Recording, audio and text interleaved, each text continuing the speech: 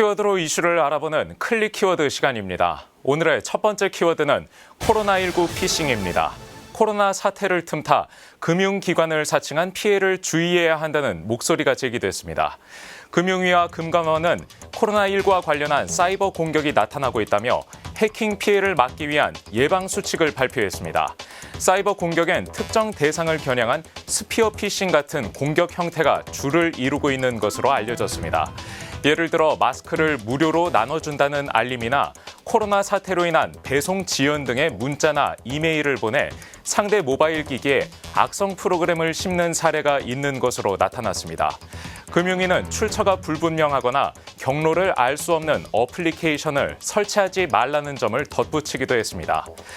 코로나19로 어려운 시기를 틈타 파렴치한 민생 범죄가 고개를 들고 있습니다. 개인정보 관리에 힘쓰면서 사법당국의 철저한 관리 감독도 중요할 것으로 보입니다.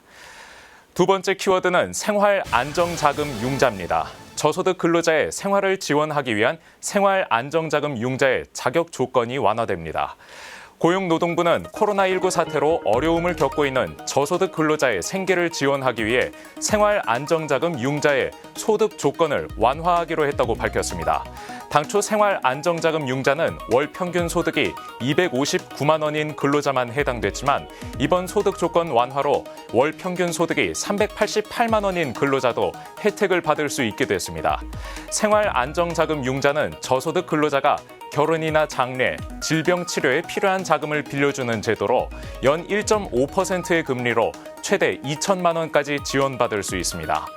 코로나19 사태가 장기화하면서 저소득층의 피해도 늘고 있습니다. 이번 긴급 지원으로 우리 사회 취약계층이 도움을 받을 수 있기를 바라봅니다.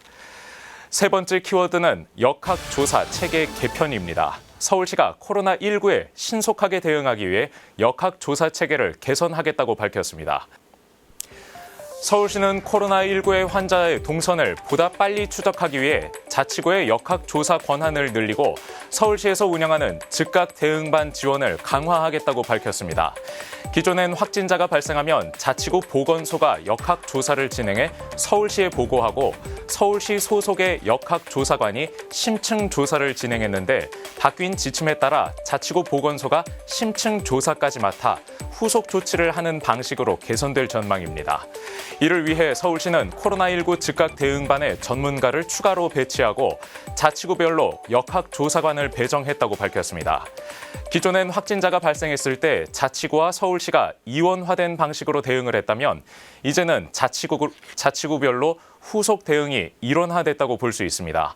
모쪼록 이번 역학조사 체계 개편이 코로나19 확산을 막는 데 중요한 역할을 하길 바라봅니다.